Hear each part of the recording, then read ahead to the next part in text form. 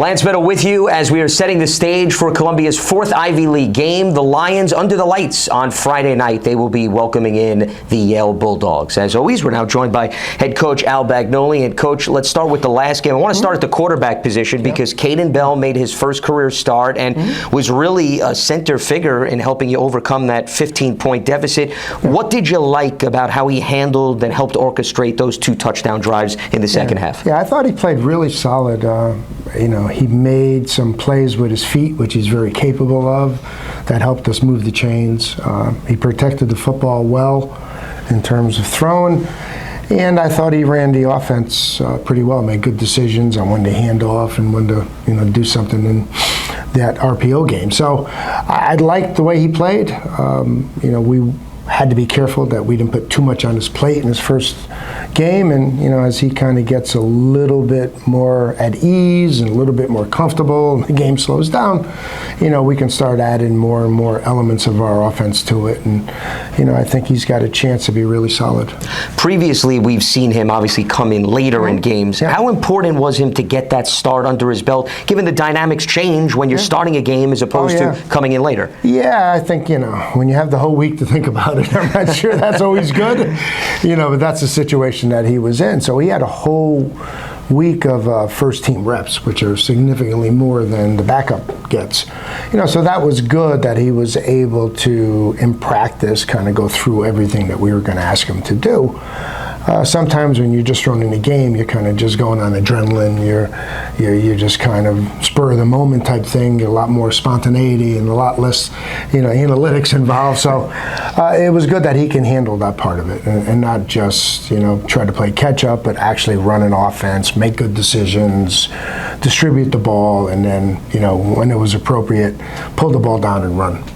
I'm sure when you look back at the film of this last game, you easily can play the coulda, woulda, shoulda game for a variety of factors. And I don't mean to pour salt in the wounds, but special teams seems to be something that came to the forefront. What have you been emphasizing to your team, given one of the big things you've been pressing, coach, is those uncharacteristic mistakes not coming back to bite your squad? I mean, historically, we've been a really good special teams group. And so, again, some of it, falls on us. The block kick, it was a kind of a reduction of splits on the backside, so the flank was too tight. And that's on us to kind of see it and make sure we make adjustments and everything else. Part of it was decision making, bouncing ball on the ground. We practice all the time, getting away from it, scurrying other people away from it. So that was just a bad decision.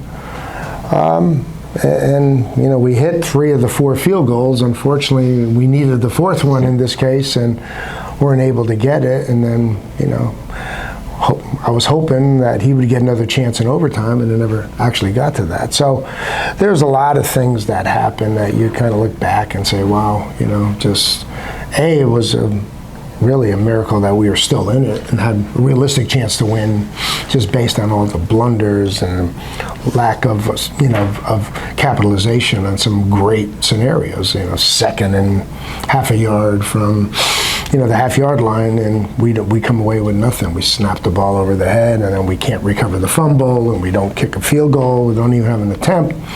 And so you can kind of lament a lot of different things. And I told our guys it was one of those equal opportunity losses. I think every unit had a hand in varying degrees.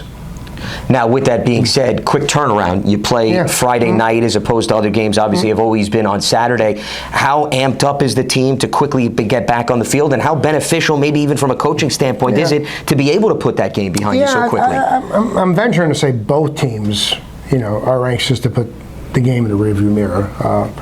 Yale went down to Penn and lost pretty much on the last play of the game as well. So I think both of us are kind of welcome in a shorter week to kind of get that game in the rearview mirror. And again, I think we're just cautiously optimistic that we will respond the way I hope we respond. You just don't know the psychological damage until you actually play the game. And I think it's a concern by Yale, it's a concern by us of how resilient are your kids coming off of that kind of game where so many ebbs and flows and so many ups and downs and so much of an emotional toll is taken. How can your kids respond? But I think in the big picture, it's I think it's a good thing that it comes earlier rather than later. And hopefully we can kind of move forward, put it in the rearview mirror, and set our sights on Yale. Interestingly, you're coming off a game where you had to prepare for a Dartmouth team that has a running quarterback, and they utilize multiple running backs. I'm not saying Yale's identical, Coach, but Yale also utilizes the quarterback in the run game and has multiple backs. Yeah. How much, perhaps, the similarities, does that help in the preparation for this next game? Yeah, I think there's some carryover. Dartmouth has two quarterbacks. One is kind of their version of the running quarterback, and when he's in a game, they use a lot of the same schematics as Yale uses. Yale's quarterback's impressive, because he not only carries the ball on designed runs, reads, and everything else, but he's very apt, goes back in the pocket, doesn't like what he sees, pulled the balls down, and is dynamic in space, and it's caused people headaches. And he's got to be really tough because he gets hit a lot every game. I mean, there's 15, 20 times a game that he is getting hit, almost like your tailback gets hit. So I think kudos to his toughness, to his combativeness, but he's going to be a challenge because he can create. And I think when you think you have everything covered, you think you have everything set, then all of a sudden he pulls the ball down and he scrambles and he makes you miss in space, and next thing you know, it's first down. And it's frustrating, and you got to make sure that you don't let that frustration get to you on defense.